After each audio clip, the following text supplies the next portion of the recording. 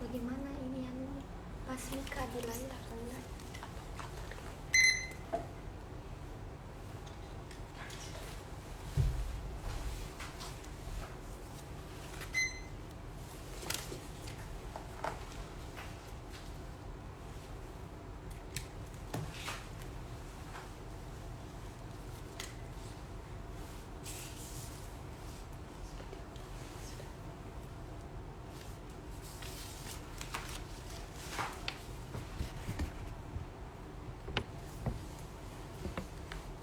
Halo teman-teman Siaga, kembali lagi di talk show Siaga Menyapa sore ini. Apa kabar kalian semua? Ya, mungkin bisa di drop di kolom komentar mengenai kabarnya semua. Ya, semoga kalian baik-baik aja ya. Untuk kalian yang mungkin lagi banyak kerjaan atau banyak tugas atau banyak masalah mungkin, saya doakan semoga bisa cepat selesai tugas dan kerjaannya dengan lancar dan juga dapat menyelesaikan semua masalahnya. Ya, by the way teman-teman, sekarang Ramadan bareng siapa nih? Mungkin, oh iya, ada yang jawab happy ngabuburit. Ya, happy ngabuburit juga. By the way teman-teman, sekarang lagi Ramadan bareng siapa nih? Lagi di mana juga? Untuk tahun ini kalian yang Ramadan bareng keluarga, kalian semua beruntung, banyak-banyak bersyukur ya, karena banyak loh teman kita yang Ramadan tahun ini nggak bisa bareng keluarga. Dan untuk yang lagi sendirian aja menghadapi Ramadan kali ini, entah kalian ada di kosan atau entah lagi merantau mungkin, semoga live Instagram Siaga Nurse kali ini bisa nemenin ngabuburit kalian yang jauh dari keluarga. Ya, terima kasih semuanya karena sudah mau bergabung di Siaga Menyapa Talk Show kita kali ini. Oh ya, ini kali ketiga Siaga Nurse melakukan live Instagram berisikan mengenai konten edukatif, baik itu mengenai kegawat daruratan maupun tentang bencana. Di part 1 kemarin kita sempat membahas mengenai penting gak sih kita divaksinasi COVID-19, dan di part 2 kita bahas mengenai seberapa siapkah kita terkait bencana. Untuk teman-teman yang belum sempat ikut atau nonton live kita yang 2 live sebelumnya, nah kalian jangan khawatir karena kalian masih bisa nonton kembali atau menyaksikan ulang live Instagram kita yang sebelumnya di IGTV Siaga Nurse. Silahkan langsung dicek di Instagram Siaga_Unhas Siaga_Nurse_Unhas.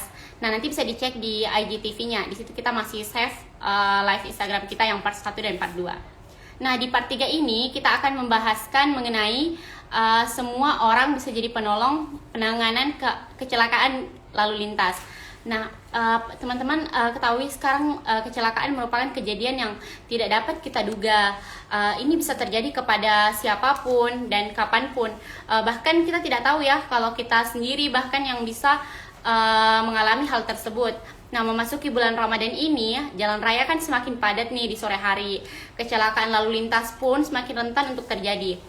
Sebagai makhluk sosial, kita penting untuk menolong orang lain yang mengalami musibah, misalnya kecelakaan. Oleh karena itu, ketika kita menyaksikan misalnya kecelakaan lalu lintas secara langsung, nah kita jangan panik ya. Tapi semua orang bisa kok untuk jadi penolong. Tapi bagaimana? Apakah kita udah siap untuk jadi penolong tersebut? Nah, untuk teman-teman yang ingin mengetahui lebih lanjut, teman-teman harus stay ya hingga akhir, karena kita akan bahaskan hingga tuntas mengenai bagaimana cara kita menjadi penolong di kecelakaan lalu lintas. Ya, bersama speaker kita nantinya, baik karena speaker kita ya sudah berada di tengah-tengah kita, saya undang dulu ya kakak.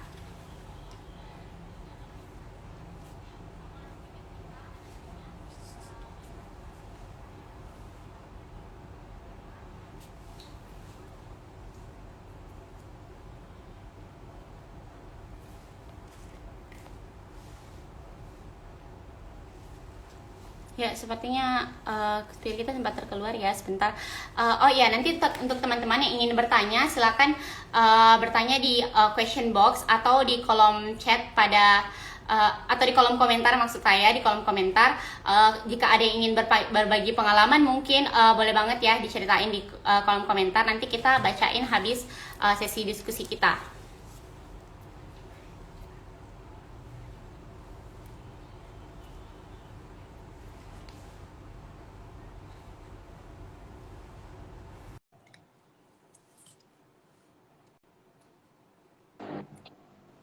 Ya, sekarang speaker kita sudah berada di tengah-tengah kita.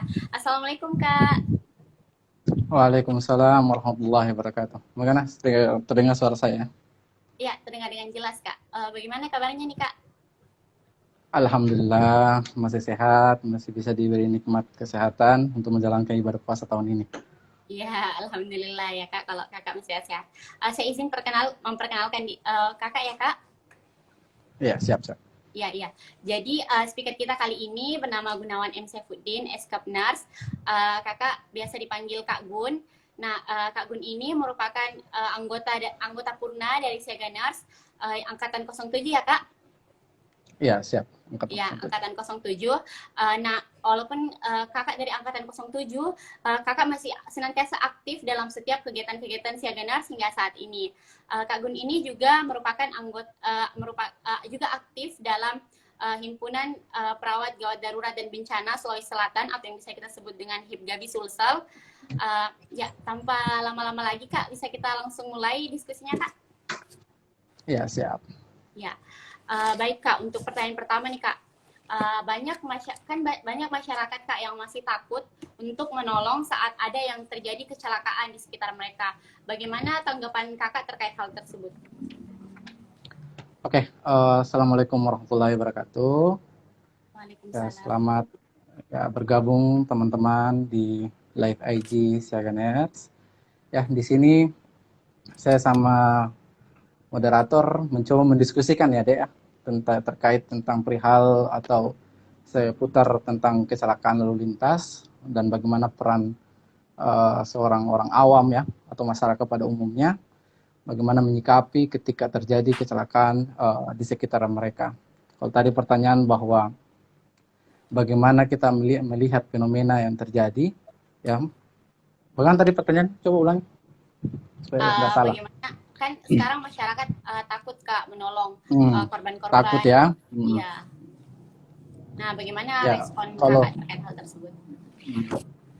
Kebanyakan masyarakat takut karena mungkin berpengaruh kepada media atau nonton berita ya. Karena kasus kecelakaan itu setelah terjadi kecelakaan, kalau kita selalu melihat bahwa akan ada proses hukum yang berjalan. Gitu. Kebanyakan cenderung kita melihat bahwa masyarakat kita itu takut karena terlibat nantinya pada kasus tersebut. Ada juga pula faktor yang lain seperti mungkin karena ketidaktahuannya masyarakat tersebut dalam melakukan evakuasi atau penanganan untuk korban kecelakaan. Seperti itu. Ya, jadi salah satu faktornya itu tadi karena takut terjerat sama hukum, dan satunya lagi karena kurang pengetahuan ya Kak. Sedangkan kita itu harus jika ada korban kecelakaan, kita harus segera menolongnya Kak. Nah, mungkin ada alasan Kak dibalik kenapa sih kita harus segera menolong korban-korban kecelakaan tersebut? Bisa ulangi? Ya, kan kita harus segera menolong korban-korban kecelakaan nih Kak. Kenapa sih kita harus cepat dan tanggap?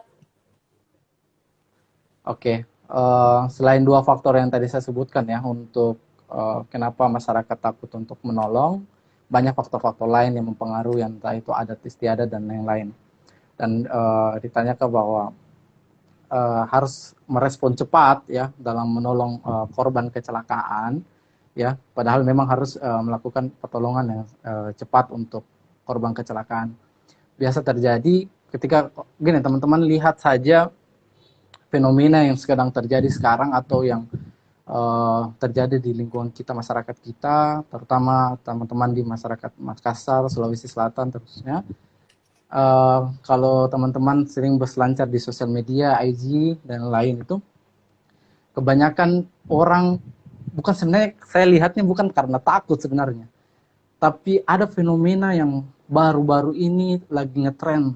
Kalau mungkin teman-teman sering ikut fenomena viral kayak gitu, mereka cenderung ingin menginformasikan segala sesuatu yang mereka lihat, mereka tangkap di sekitar mereka, sampai melupakan hal yang utama. Seperti itu. Kalau kita lihat di Makassar Info, ya, saya sebut salah satu informasi yang sering saya ikuti di Makassar, yaitu Makassar Info, pasti hampir ya sekitaran 70-80% itu info-infonya info kecelakaan kayak gitu. Dan kebanyakan yang kita lihat ya seperti itu, lebih banyak kepada media publikasinya kayak gitu daripada pertolongannya. Kalaupun pertolongan ya itu nomor sekian setelah publikasi itu terjadi. Seperti itu. Ya, jadi masyarakat lebih cenderung untuk mempublikasikan daripada poin penting yang harus kita lakukan adalah pertolongan ya Kak. Ya, Iya, mungkin tadi betul sekali. salah satu alasan yang Kakak sebutkan itu karena mereka takut dan kurang pengetahuan. Nah, di sini Kak, Siaganers kita mau sama-sama sharing dan berbagi bagaimana cara kita menolong untuk kita sebagai mungkin yang teman-teman yang dari non kesehatan mungkin untuk menolong korban-korban kecelakaan, bukan mendokumentasikannya lebih dulu ya Kak. Nah, pertanyaannya Kak, jika misalnya saya masyarakat awam nih Kak, bagaimana prinsip apa yang harus saya pertama pegang sebagai calon penolong Kak? Oke. Saya tidak mengatakan bahwa dokumentasi itu tidak penting. Dokumentasi itu penting, ya. Cuman itu yang saya katakan tadi bahwa ada fenomena baru yang lagi merasuki kita semua, ya, termasuk saya juga mungkin ya, suka mencari sesuatu yang viral-viral karena sesuatu yang di-blow up dengan baik atau dengan sering-seringnya diviralkan itu cenderung lebih dimunculkan kayak seperti itu. Sehingga masyarakat kita itu lebih fokus kepada hal tersebut daripada yang pertama ya, yaitu bagaimana kita segera menolong atau melakukan pertolongan pertama, setidaknya menyelamatkan atau setidaknya juga mengurangi kecacatan yang terjadi kepada korban kecelakaan. Bagaimana kesiapan seorang calon penolong dalam hal ini, kita berbicara tentang masyarakat umum. Karena kalau kita berbicara tentang tenaga kesehatan, oke, dari segi keilmuan dia punya, ya. Dari segi keilmuan dia punya, segi keterampilan dia punya. Tapi apakah sumber dayanya memadai untuk mengcover semua ruas jalan ketika terjadi kecelakaan lalu lintas? Maka yang diharapkan sangat penting adalah peran masyarakat. Karena di setiap kecelakaan pasti ada peran masyarakat di situ. Di sini kita ingin menggambarkan bahwa bagaimana sebenarnya peran masyarakat ini dioptimalkan sehingga kasus-kasus kecelakaan tadi, meskipun ya secara statistik di Indonesia itu cukup tinggi, bahkan di dunia itu kasus per tahunnya itu di angka 1,3 juta per tahun. Seperti itu, angka yang bukan main-main ya.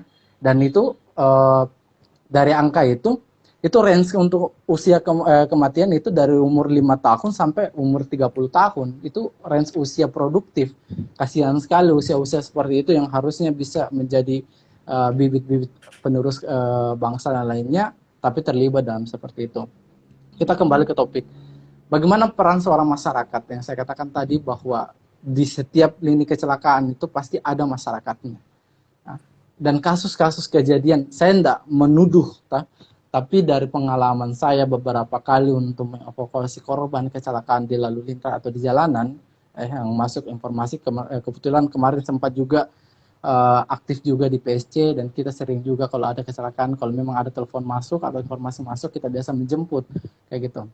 Yang kita ketemukan bahwa hal yang perlu kita catat baik-baik adalah bagaimana kita menolong orang, menolong korban, ya kita sebut korban aja, kita menolong korban ini dengan cara memanusiakan, ya, tanda kutip di sini ya, dengan cara memanusiakan. Kenapa saya katakan cara memanusiakan?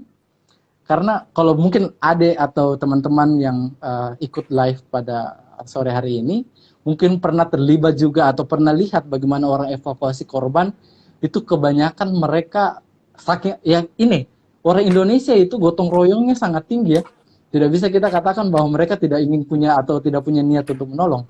Gotong royongnya saking tinggi, saking tingginya itu mereka memapah satu korban, itu ada yang kaki kiri satu orang pegang, kaki kanan satu orang pegang, tangan kanan satu orang pegang, tangan kiri satu orang pegang. Jadi diangkatnya seperti sapi atau kambing yang habis disembelih. Seperti itu. Padahal kalau kita dari segi kesehatan melihat itu, bahwa itu adalah salah satu faktor yang menyumbang angka kematian. Karena apa? Ada kegagalan dalam proses evakuasi atau kegagalan dalam proses menolong korban itu sendiri.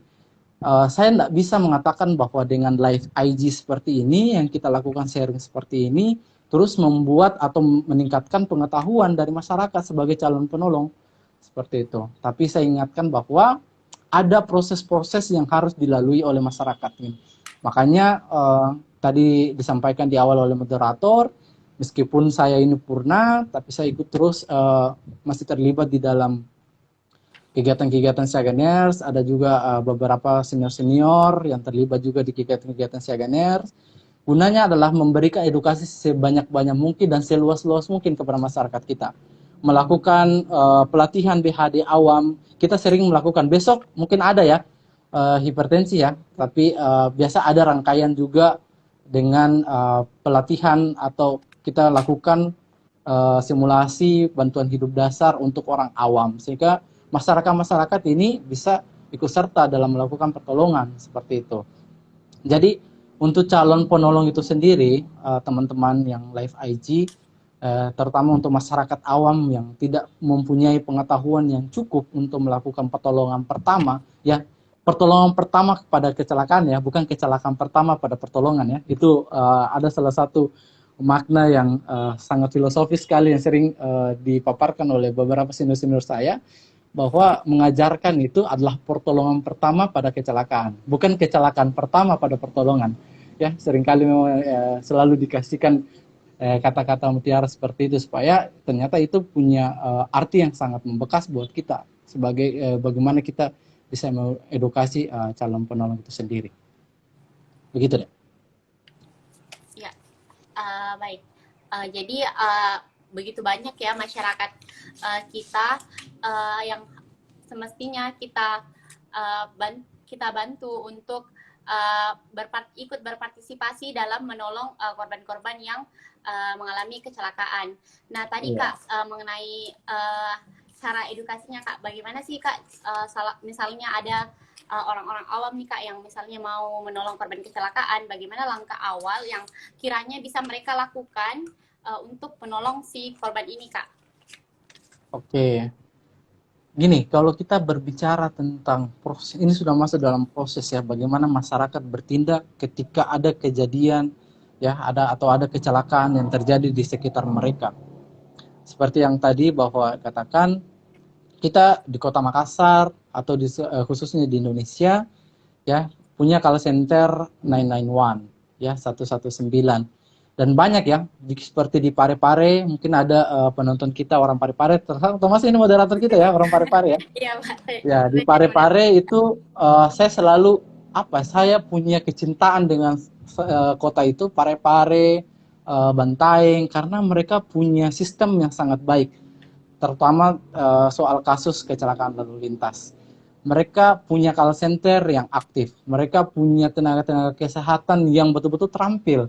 Kayak gitu. Saya sempat kemarin 2017, kalau saya tidak salah ingat, pertengahan 2017, saya juga melatih di 112 Kota Parepare, dan saya ikut juga melihat sistemnya mereka dan itu sangat membantu.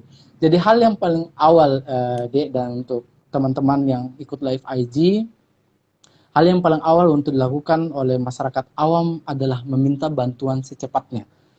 Meminta bantuan kepada siapa? Bukan kepada teman-teman tukang becak ya, bukan kepada teman-teman tukang ojol ya, bukan atau penjual-penjual kaki lima di sekitar situ ya. Tapi meminta bantuan yang saya maksudkan di sini adalah meminta bantuan kepada pihak yang berwenang, dalam artian bahwa ada call center yang mewadahi dari segi medis ya. Kalau di Indonesia ada 119, tapi saya enggak, sampai sekarang saya belum pernah coba ya, apakah call center itu aktif atau tidak ya. Mungkin ada yang sudah pernah coba, bisa nanti sharing di kolom komentar bagaimana respon dari 119 itu sendiri. Kita punya PSC Makassar. PSC Makassar terletak di samping Wahidin. Ya. Ada juga sementara ini yang dibangun oleh pihak Provinsi Sulawesi Selatan, Brigade Siaga Bencana. Kalau teman-teman sering jalan-jalan di Nipah atau pernah jalan-jalan di Mall Nipah, ada itu di seberang jalannya, di depannya Mall Nipah.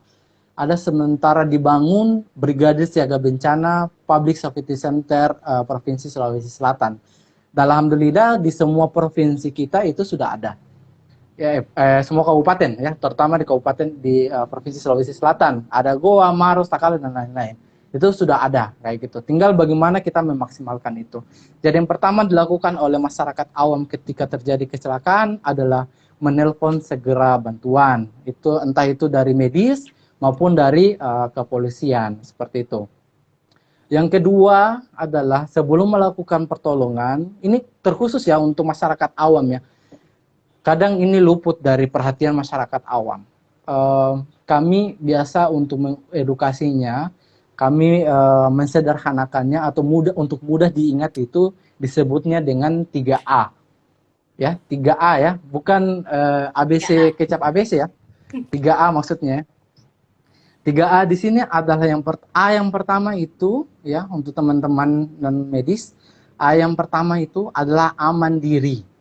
Ya, catat baik-baik setelah teman-teman melakukan minta bantuan, silakan telepon call center yang aktif ya, yang terdekat yang ada di kotanya teman-teman, telepon kepolisian, segera amankan diri teman-teman kalau memang punya niat untuk menjadi penolong.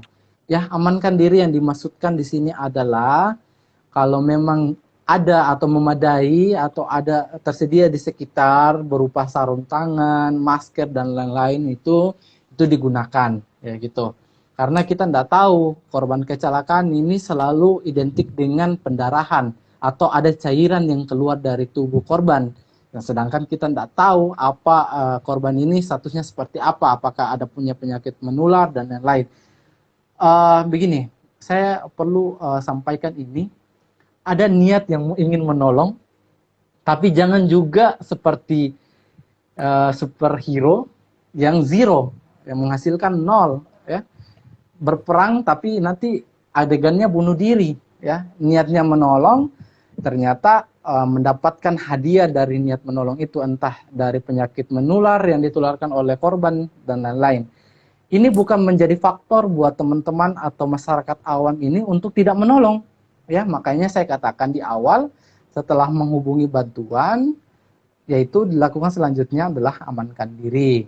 Ya, amankan diri yang tadi saya katakan. Kalau memang misalkan ada sarung tangan yang bisa digunakan, kalau memang tidak ada sarung tangan, kantong plastik saja.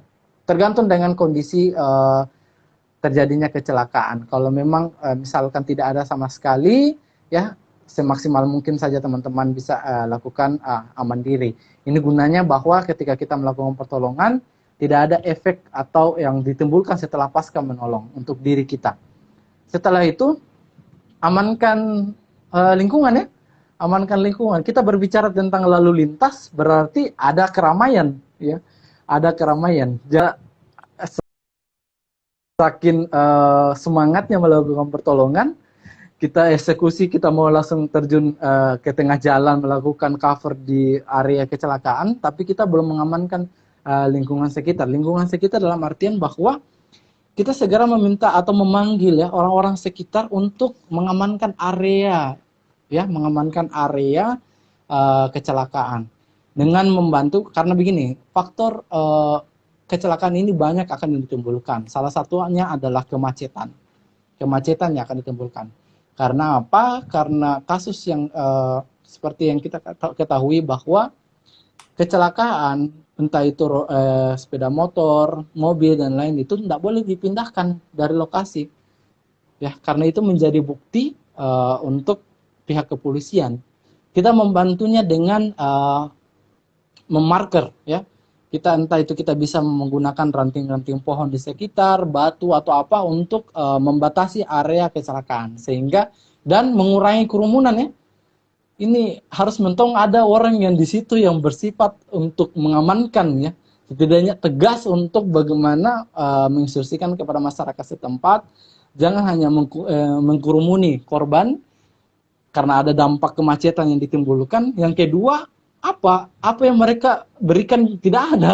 Ya, mereka hanya berkumpul melihat menyaksikan sesuatu ya untuk bahan cerita mereka nanti kemudian di rumah.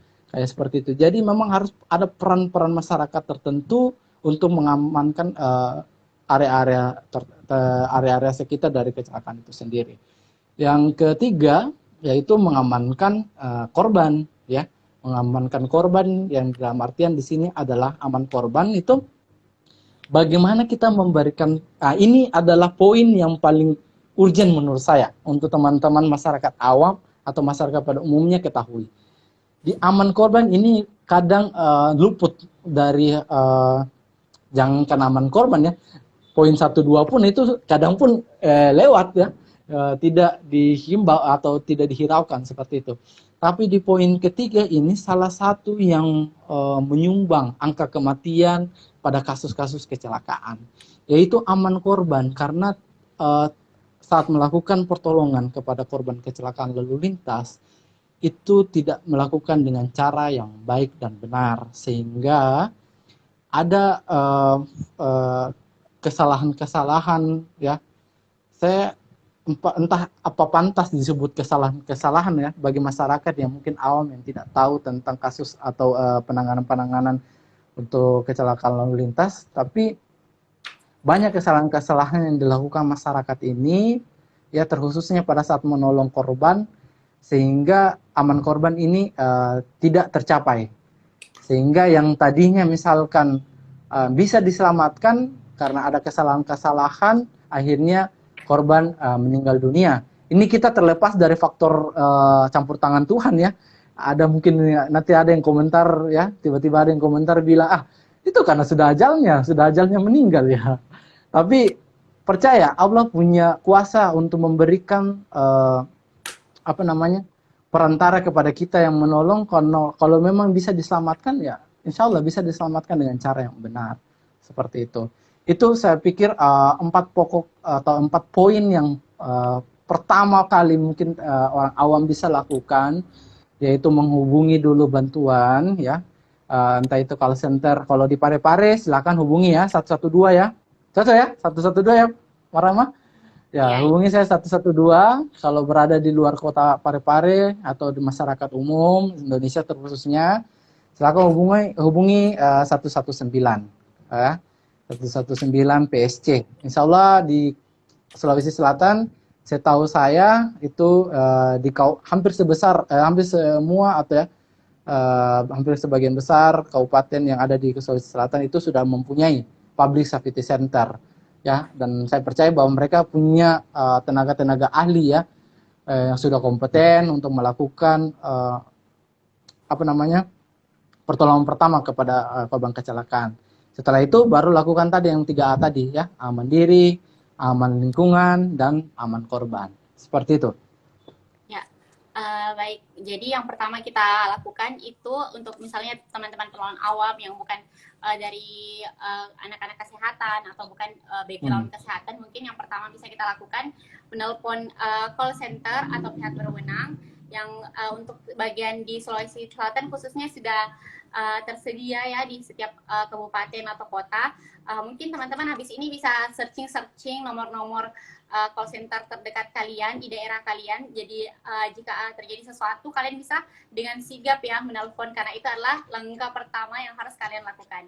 Yang selanjutnya tadi kalian jangan lupa yang seperti yang disampaikan oleh Kak Gun pemateri kita mengenai 3A, aman diri, aman lingkungan, dan aman korban. Yang tadi detailnya sudah kita dijelaskan sebelumnya. Baik Kak, melangkah ke kasus-kasus nih Kak yang paling sering terjadi pada saat kecelakaan Kak. Nah biasanya ada korban yang kita temui tidak sadarkan diri Kak. Nah sebagai penolong awam, apa sih Kak yang harus kita lakukan? Oke, kalau sekarang kita sudah berbicara, kalau tadi kita berbicara tentang mula ya, ketika kita melakukan pertolongan korban kecelakaan lalu lintas ya untuk masyarakat awam ya. Jadi kalau sudah menghubungi bantuan ya, sudah mengamankan diri ya, mengamankan lingkungan. Mengamankan lingkungan ini saya lupa tadi, luput dari saya. Bahkan saya pernah mengalami, mungkin teman-teman pernah alami enggak? Terutama sekarang lagi zaman-zamannya ini motor metik ya. Motor metik ya lagi zaman-zamannya, atau memang hampir sebagian besar ini yang punya kendaraan itu motor metik ya. Saya lucu, saya punya pengalaman Ya itu mungkin kesalahan saya juga pribadi karena kurangnya pembelajaran. Waktu tahun berapa itu saya lupa. Saya sempat menolong korban kecelakaan di Jalan Tanjung Bayang di daerah Galesong situ. Daerah ke Tanjung Bayang itu tuh, kalau lewati itu apalagi Trans Studio itu. Kan situ jalannya agak berlubang-lubang ya. Waktu sekarang sudah ada proses penambalan ya. Kemarin tuh belum ada. Jadi saya sempat tolong korban orang tua umurnya sekitaran 50-an. Jadi beliau kencang ya. Saya pelan karena menghindari lubang.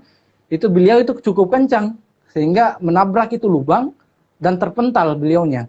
Kayak gitu, terpental. Alhamdulillah beliau bisa bangun sendiri. Jadi saya mencoba berhenti dan membantu beliau mengevakuasi motornya. Dan sekarang itu teknologi motor metik itu ketika mati sementara, terus kalau kita tarik gasnya itu suka loncat atau gasnya atau mesinnya hidup kembali. Ya pernah nggak? Pernah alami seperti itu ya? Saya nggak tahu apa nama teknologi dari motor itu sendiri. Jadi kalau biasa mungkin teman-teman alami atau biasa di lampu merah kalau berhenti tiba-tiba mesinnya mati, ketika kita gas mesinnya menyala sendiri. Ya seperti itu. Jadi pas saya berniat ingin memperbaiki posisi motornya yang terjungkal di jalanan, saya tanpa sengaja memegang stang di bagian gasnya sehingga tertarik gasnya. Akhirnya saya juga menjadi korban kecelakaan. Terlemparlah saya dengan motor-motornya. Masya Allah, itu pengalaman yang ya sungguh memalukan juga. Ingin niat menolong, tapi ternyata menjadi korban juga. Tapi saya ingin berbagi kepada teman-teman bahwa ini catatan yang cukup penting. Ketika kita melakukan pertolongan terkhususnya, apapun itu, mau roda 4, roda 2, sepeda motor maupun mobil, ketika mau mengevakuasi, yang pertama kita amankan di sekitar korban dulu, seperti mobil dan lain-lain. Ya silakan matikan mobilnya. Tapi ingat catatan bahwa saya baca beberapa referensi terkait tentang tata kelola dari kepolisian gelar perkara untuk kasus kecelakaan itu, mereka akan selalu memeriksa posisi spion, ya kaca spion, posisi kaca spion depan itu biasa di mobil itu ada di tengah itu di bagian dalam, dan posisi posneling itu kita tidak boleh ubah seperti itu. Tapi untuk mematikan mesin mobil itu boleh, matikan mesin mobil, ya mesin motor itu boleh. Ya, jadi matikan itu lebih aman. Saya rasa lebih aman untuk melakukan pertolongan. Jangan sampai kasus itu berulang seperti kasus saya kemarin. Ya, ini seperti yang dikatakan oleh teman-teman di kolom komentar ya, motor metik sekarang begitu ya. Jadi wah itu pengalaman yang cukup luar biasa. Jadi setelah itu teman-teman harus menilai ya. Misalkan oke, kalau korban motor mungkin kita akan memfokuskan mungkin 1-2 orang ya korban yang kita bisa melakukan atau kita bisa tolong. Tapi kalau mobil itu mungkin akan bisa lebih dari 2 orang kayak gitu. Ada biasa orang berpikir begini, kita tolong dulu yang tidak bisa, yang tidak merespon ya, yang tidak, kalau kita panggil kita menyapa dia tidak memberikan respon apa-apa, itu kita dahulukan tolong. Sedangkan dalam proses kegawat dauratan itu teman-teman selamatkan dulu yang berespon ya, yang sadar ya, yang ketika teman-teman melakukan respon seperti ini. Untuk masyarakat awam ingat saja, respon itu biasa lihat saja. Ketika dia sadar silakan panggil untuk evakuasi atau bisa panggil beberapa penolong di sekitar situ untuk evakuasi dia ke tepi jalan. Ya, jangan sesekali tadi pertanyaan moderator terkait tentang bagaimana menolong korban kalau korbannya sesak dan lain-lain. Jangan sekali-kali, ini selalu terjadi di masyarakat kita. Ketika korban kecelakaan mengalami shock, ya ada di situ sesak nafas, dia tidak akan melihat itu. Mungkin karena faktor kebiasaan, langsung selalu ada cetus dari beberapa masyarakat yang ada sekitar, segera ambil air putih. Wih, ambil air putih untuk diminumkan kepada korban. Ya, ini catatan yang penting buat teman-teman. Catatan penting buat teman-teman yang non medis, terkhusus masyarakat umum. Ya, ingat kalau kita menolong korban kecelakaan, ketika terjadi kita melihat ya kalau sesak nafas itu tidak perlu orang medis untuk menilai apakah dia sesak nafas atau tidak. Ya, kita cukup saja melihat bagaimana dia bernapas. Kapan dikatakan orang sesak nafas sih? Nah, katakan orang sesak nafas ya seperti nafasnya cepat ya, ada usaha upaya untuk bernapas lega ya, seperti contoh seperti itu ya, sudah kita kategorikan orang sesak napas seperti itu. Untuk kasus seperti ini jangan sekali-kali memberikan minuman. Jangan sekali-kali memberikan minuman. Karena selalu kasus yang saya temukan ya ketika berada di lokasi kejadian itu ada masyarakat yang memberikan air minum. Saya tidak tahu ini karena faktor kebiasaan, kayaknya faktor kebiasaan selalu memberikan air minum.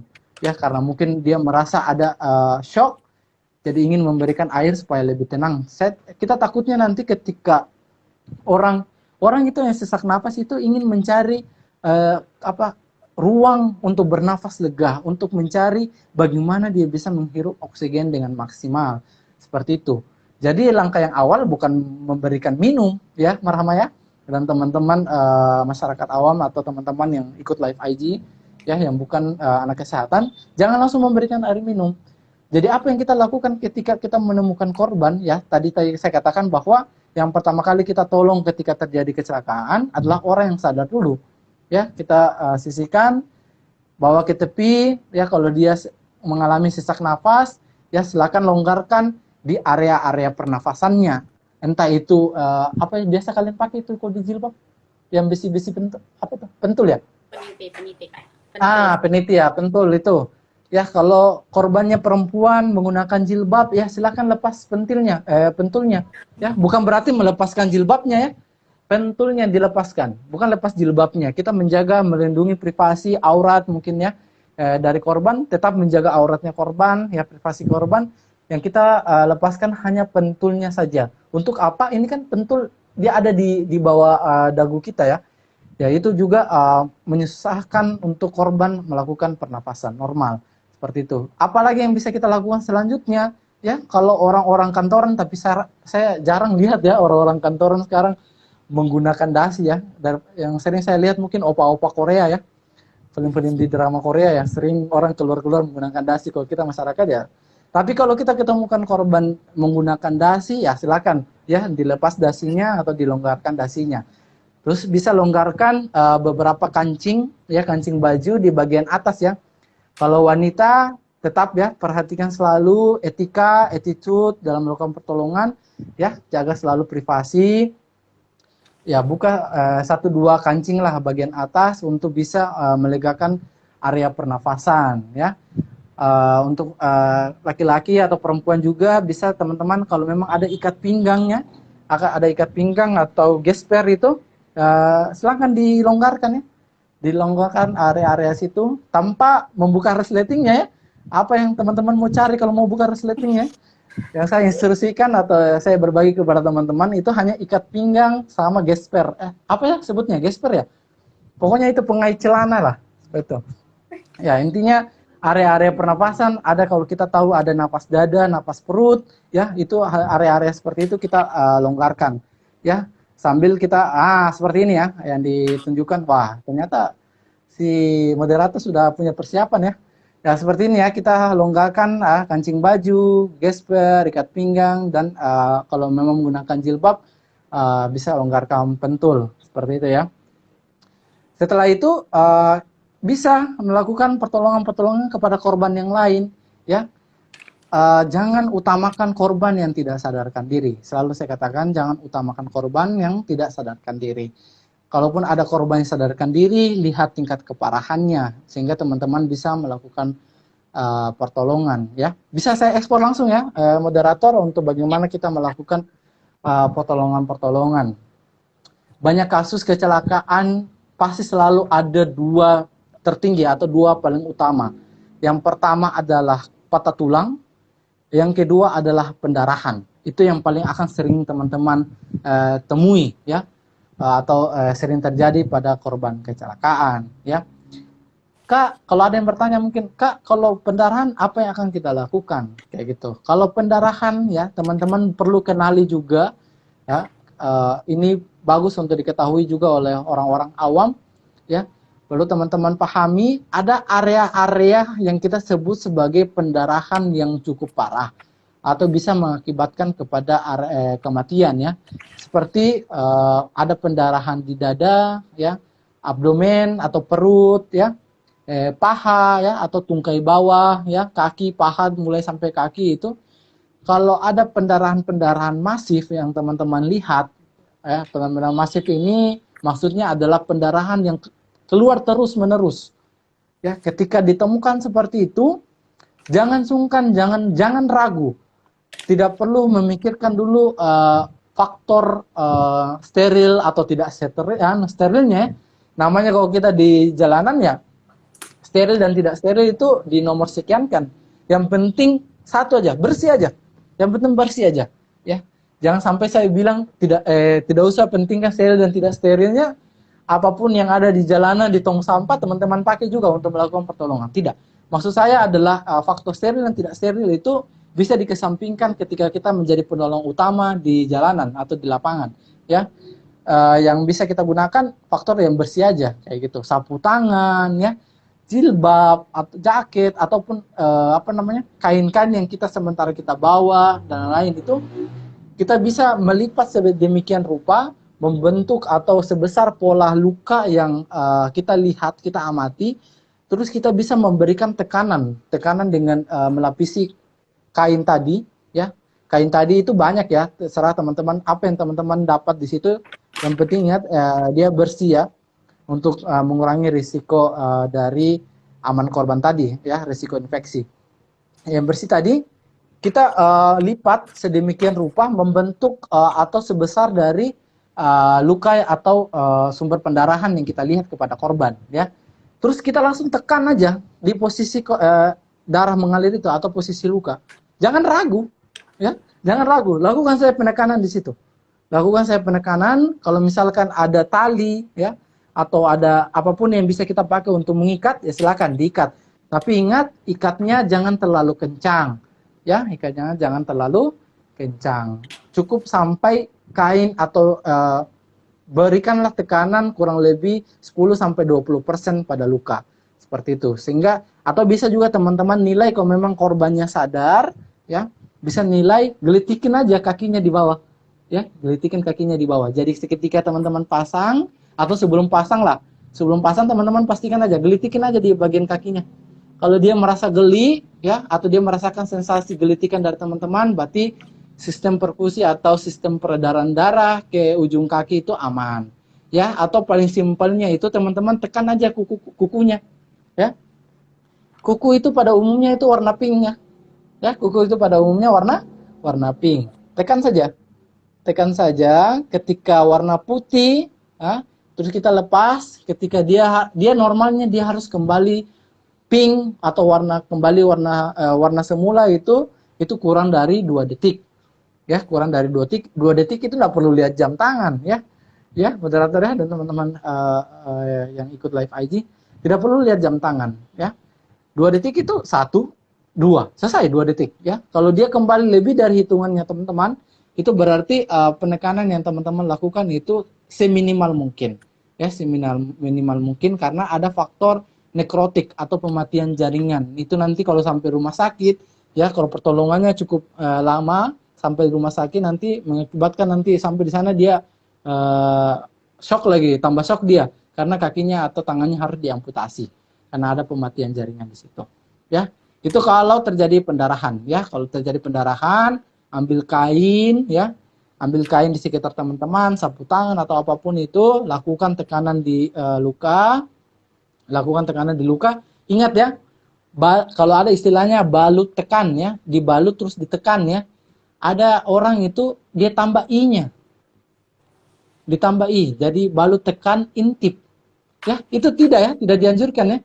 Kadang ini orang masyarakat kita ini saking penasaran itu dia suka intip-intip.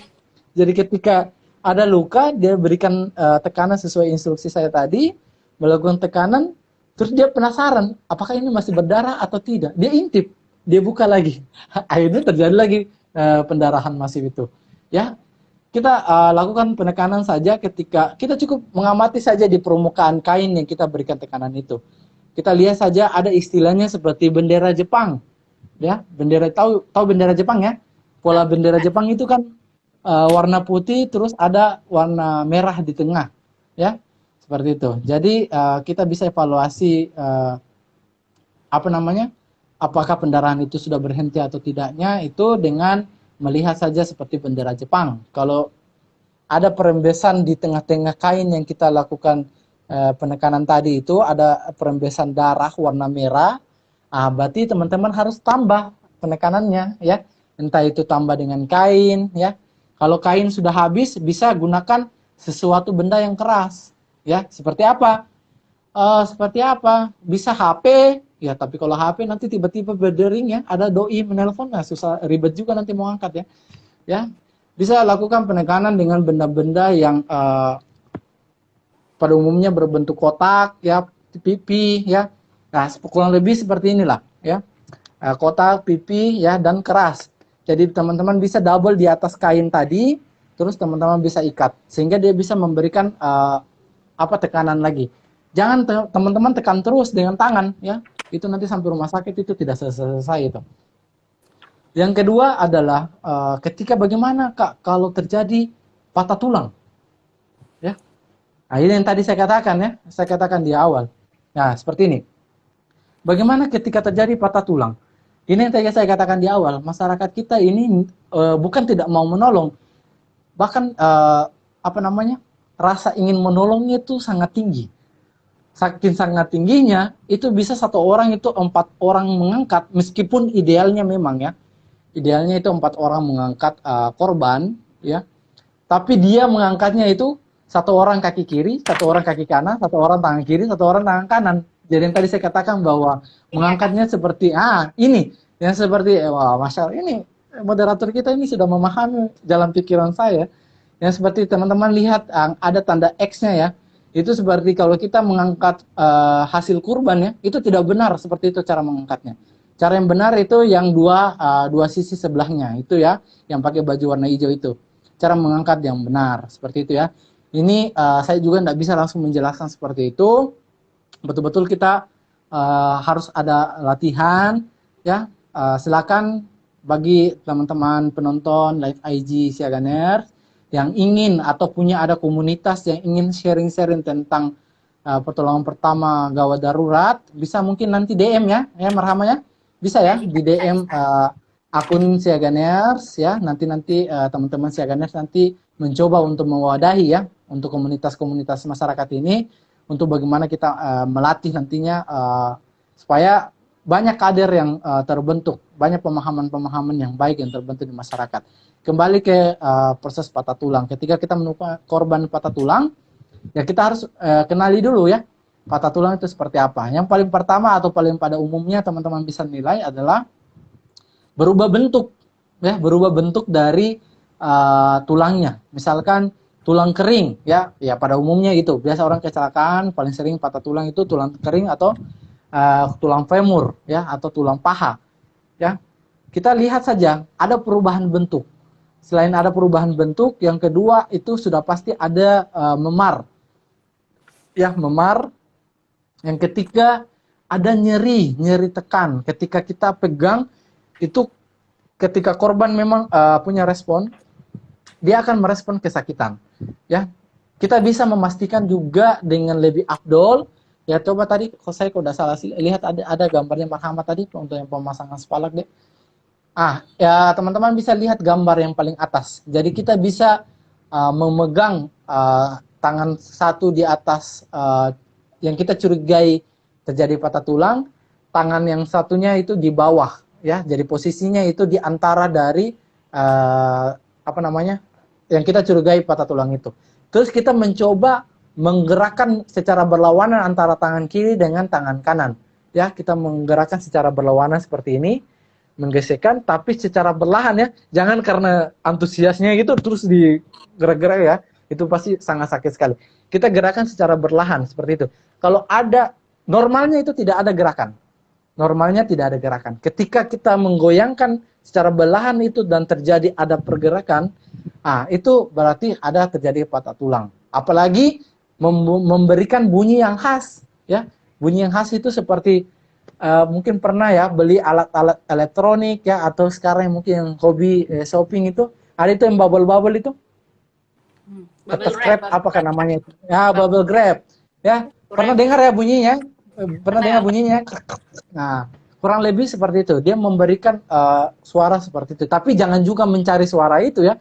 Terus menggerakkan, nah bilang apa namanya? Gunawan waktu live IG kemarin itu ada bunyi. Terus kalian mencari bunyinya. Oh, jangan ya. Cukup saja menggerakkan. Kalau ada gerakan berlawanan dan ada gerakan yang terjadi, sudah cukup situ. Tidak usah cari bunyinya, ya. Nanti memberikan kesakitan, efek sakit kepada korban. Nah, itu hal-hal yang utama yang bisa teman-teman lakukan. Untuk patah tulang itu sendiri, ketika kita sudah pastikan bahwa itu adalah patah tulang, bisa teman-teman seperti kalau digambar tadi itu melakukan kalau kita bilangnya spalak ya. Spalak itu sudah bahasa umum sebenarnya. Kalau ada yang kurang tahu itu aduh luar biasa sekali. Nah, ini ya ada itu gambar kotak kuning di samping kaki korban itu yang nanti diikatkan di korban. Itu kita sebutnya spalak. Jadi tidak menentu ya, tidak mesti bilang harus posisi spalak atau model spalaknya seperti ini. Saya pernah ini cerita pengalaman lagi. Saya pernah melakukan perjalanan operasi SAR di Majene waktu itu 2014, kejadian pesawat jatuh Air Asia. Waktu kita sampai di Majene itu pukul kurang lebih saya kaget itu jam 2 dini hari. Ada orang kecelakaan, dia menabrak trotoar, entah itu orang mabuk ya. Dia menabrak trotoar terus dia terpental hingga ke rumah warga. Kayak gitu, cukup fatal juga caranya bawa motor. Dia mengalami patah tulang kaki, terkhususnya itu di tibia atau di tulang keringnya, ya tulang keringnya. Dan kami melakukan pertolongan karena kita hanya bawa P3K, tidak membawa spalak dan lain. Yang kami lakukan adalah mencabut pagarnya warga tersebut karena pagarnya sudah rusak juga karena terpental tadi korban sehingga merusak pagarnya. Dan pagarnya itu terbuat dari bambu. Ya, bambu yang panjang itu yang dibelah 4 itu terus dibikinkan pagar. Jadi kami ambil pagarnya itu, beberapa pagarnya itu untuk dijadikan penahan dari patah tulang itu. Ingat hal yang paling penting dan sederhana sekali sebenarnya kalau kita mau pasang spalak, ya. Idealnya itu adalah 3. 3 itu berarti ada di bawah kaki, ya, di bawah kakinya, terus di sisi kiri dan sisi kanan. Terus kita melakukan ikatan. Kayak gitu. Kak, bagaimana kalau cuma 1 saya dapat? Ya, ini ya, idealnya ya. Ada 1 di bawah, 1 sisi kiri, dan 1 sisi kanan. Bagaimana kalau saya cuma dapat 1? 1 saya rekomendasikan di bawah saja. Kita bisa taruh saja di bawah saja. Taruh di bawah saja, terus kita lakukan ikatan. Ikatan supaya si kayu ini bisa mengamankan dengan maksimal tulang yang patah itu. Terus Kak, bagaimana posisi tulangnya? Apakah tulangnya? Posisi spalaknya, ya. Posisi spalak itu harus melewati 2 sendi, ya. Kalau saya katakan begini, terjadi patah tulang di tulang kering, ya. Terjadi patah tulang kering maksudnya, tahu ya tulang kering ya? Bahasa paling awam itu ya. Saya kira itu bahasa paling awam. Saya takutnya nanti ada yang tidak tahu tulang kering ya. Tulang kering kalau ada patah tulang berarti dia harus melewati 2 sendinya, itu adalah sendi pergelangan kaki atau mata kaki ya. Mata kaki sama sendi lutut. Ya. Kayu yang kita pilih tadi itu harus melewati 2 itu. Ya. Itu idealnya, harus melewati 2 itu. Ya. Harus melewati 2 itu. Karena kalau tidak melewati 2 itu sama juga bohong, ya. Sama ya Wahbah, Muhammad Wahbah. Ya, tahu ya tulang keringnya. Jadi seperti itu, dia harus melewati 2 sendi, ya. Sendi kalau misalkan tadi tulang kering, harus sendi mata kaki sama sendi lutut. Kalau paha itu kita anjurkan itu bisa mengcover sampai di bawah. Ya, kita cover saja sampai di bawah supaya tidak ada pergerakan. Ya, sendi meskipun idealnya atau utamanya adalah sendi lutut sama sendi pinggul kalau paha, tapi kita mengcover saja sampai di bawah. Seperti itu. Ada gambar untuk lengan atas, Marhama? Ada nggak? Ada, Kak. Ada ya? Moderator kita ini sudah siap sekali ya. Nah, ini kalau misalkan terjadi ya, kita bagi ya. Di lengan itu kita bagi ada 2 ya. Ada atas sama bawah ya. Ini kita sebutnya bawah, sama lengan kita yang lengan atas itu ya, seperti itu. Jadi ingat saja bahwa harus melewati 2 sendi. Kalau terjadi di sini ya di sini ya kita harus lewati sendi mana aja Kak? Ya sendi ini, sendi siku sama sendi pergelangan tangan. Seperti itu. Itu simpel sekali Ji. Seperti itu ya. Sudah merama. Oke, seperti itu saja. Terus ada yang paling fatal. Ini adalah salah satu kasus yang menyumbang juga angka kematian yang tinggi, ya. Salah satunya itu apa? Yaitu patah tulang leher, ya. Ini perlu saya selalu ingatkan kepada para penonton, para penyaksikan yang menyaksikan live IG kita pada sore hari ini, yaitu patah tulang belakang. Itu wow, itu luar biasa sekali, ya. Kalau patah tulang tangan, patah tulang kaki, ya, itu ketika ada pergeseran, itu hal yang paling lama yang dialami oleh korban itu mungkin ada rasa nyeri, rasa ketidaknyamanan, ya, mungkin juga akan merobek jaringan-jaringan. Tapi untuk menuju ke kematian itu sangat jauh prosesnya, ya, masih sangat jauh. Tapi kalau patah tulang belakang, tulang leher maksudnya, servikal ya, tulang leher ini sama tulang belakang itu sangat menyumbang untuk proses kematian. Ya, ini yang selalu ingin jadi catatan penting buat teman-teman yang nonton live IG. Terutama tulang leher, ya. Kak, bagaimana caranya kita tahu kalau tulang leher itu patah, ya, atau mengalami trauma, ya? Simpelnya, kalau kita melihat ada kecelakaan, ya, kecelakaan motor, kecelakaan mobil, ya, yang paling pertama adalah kita memastikan dulu dia sadar atau tidak sadar, ya. Ketika dia tidak sadar, tapi kalau teman-teman bisa menilai ya, dia masih bernafas atau tidaknya, ya. Ketika dia tidak sadar, karena memang syarat atau gejala paling awal atau paling bisa kita nilai untuk patah tulang leher itu adalah penurunan kesadaran, ya, penurunan kesadaran. Setelah itu, apalagi Kak yang kita bisa pastikan untuk memastikan bahwa jadi tidak semua orang pingsan juga atau orang tidak sadarkan diri patah tulang leher, ya. Kita bisa gambarkan yang kedua, yaitu ketika ada kita lihat atau kalau kita memang menyaksikan terjadinya kecelakaan, ya, kalau daerah kepala yang duluan mendarat, entah itu mendarat di jalan, mendarat di trotoar ataupun mendarat di kendaraan yang lain, sudah pasti bahwa kita harus mengamankan daerah leher. Kalau tadi kita memastikan, ya, kalau yang tadi kita memastikan kalau daerah leher kita menemui gejala-gejala yang tadi saya sebutkan, itu tidak perlu lagi untuk kata pastinya. Kita sudah harus mencurigai dan segera mengamankan tanpa harus bilang oh pasti atau tidaknya, tidak perlu, ya. Kita langsung saja mencurigai, ya. Kita mencurigai bahwa terjadi patah tulang leher dan segera mengamankan. Entah itu dibuktikannya terjadi atau tidaknya. Kalaupun tidak terjadi, it's okay, tidak ada masalah. Ya, tidak ada masalah. Kalau tidak terjadi pun tidak ada masalah. Kalau kita sudah melakukan recover, pemulihan atau penanganan awal, itu tidak ada masalah. Jangan sampai bilang, perbuatan atau tindakan kita sia-sia. Itu tidak ada masalah. Justru perbuatan kita sia-sia ketika kita selalu membilang, oh aman ji ini, dan sampainya di rumah sakit dia meninggal dengan kasus trauma servikal atau patah tulang leher, dan itu menjadi kesalahan kita. Karena melakukan atau meremehkan dari tanda-tanda yang saya sebutkan tadi, bahwa ada penurunan kesadaran. Yang kedua adalah menyaksikan sendiri proses terjadi kecelakaan, kepala itu mengenai media yang keras, jalan, trotoar maupun kendaraan yang lain.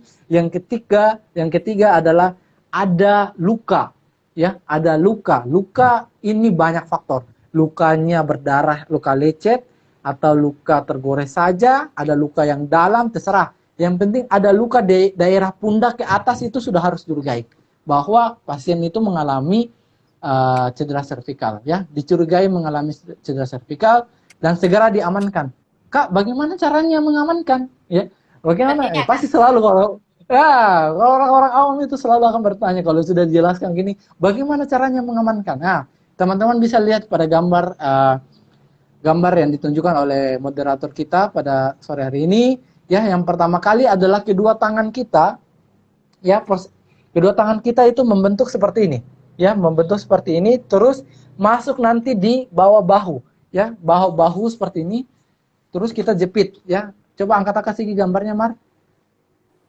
Ya, posisinya seperti ini. Jadi ada ujung 4 jari kita itu berada di bawah bahu dan jari jempol kita itu berada di atas bahu kita ya, atau posisi mengarah ke dada. Begitu juga dengan sisi satunya seperti ini ya. Seperti ini, terus kita masukkan ke daerah bahu mendekati leher ya. Seperti gambar di atas yang sebelah kanan ya, sebelah kanan dari teman-teman penonton ya, silakan lihat itu dia memasukkan terus mendekati daerah leher ya, mendekati daerah leher dan lengan kita ini menjepit daerah ini ya, menjepit daerah pipi, telinga sampai leher. Nah, seperti itu ya, untuk mengamankan daerah leher. Terus nanti kita bisa minta tolong kepada orang-orang sekitar yang tadi di awal kita sudah melakukan, atau kita minta tolong untuk bersama-sama mengevakuasi korban ya, untuk melakukan hal-hal yang lain. Jadi bukan hanya satu kali melakukan itu, tapi teman-teman melakukan itu sepanjang bagaimana proses itu sampai dia dipindahkan atau diamankan ke daerah yang lebih aman, entah itu ke tepi jalan ya, di atas trotoar. Yang penting kita bisa amankan dengan cara yang benar sambil menunggu tim medis atau bantuan yang tadi yang kita telepon 119 tadi datang dengan membawa peralatan medis yang memadai untuk mengcover daerah leher. Seperti itu. Kalau untuk berbagi saja ya, siapa tahu teman-teman menjumpai kasus-kasus seperti ini ya, tapi di kampung mungkin, di kebun dan lain-lain, dan kita tidak bisa menggunakan prinsip-prinsip seperti ini ya, teman-teman bisa lakukan menggunakan kardus ya. Silakan dilipat kardus sedemikian rupa, terus dipasang, disanggah di bagian lehernya. Sebenarnya prinsip utamanya adalah membuat leher atau kepala itu tidak bergerak. Bukan berarti untuk mencekik, tidak, tapi mengamankan daerah leher ini itu tetap konstan atau tidak tetap pada posisinya. Seperti itu ya, paham ya? Tetap pada posisinya, tidak bergerak seperti ini ataupun ke belakang dan ke depan, tapi konstan seperti ini. Dia tetap tegak lurus seperti itu. Salah satu cara yang paling ideal atau teman-teman bisa lakukan seperti tadi ditunjukkan oleh moderator kita ya, dengan menjepit daerah bahu dan mengamankan dengan lengan, jepitan lengan di daerah kepala korban, ataupun bisa kita lakukan atau kita tindaki dengan menggunakan bahan yang ada di sekitar kita. Kardus itu dia agak kaku ya, tapi bisa dilipat. Kita potong seukuran daerah leher, terus kita pasang. Nanti kita bisa bantu ikat dengan tali sepatu ataupun tali-talian yang bisa kita temukan di daerah sekitaran korban. Seperti itu marhama ya, kasus-kasus yang mungkin akan kita ketemukan. Kalau lecet biasa, jangan mau kau tindaki di situ ya. Lututnya mungkin biasa itu agak perempuan-perempuan itu ya, selalu mengalami ya.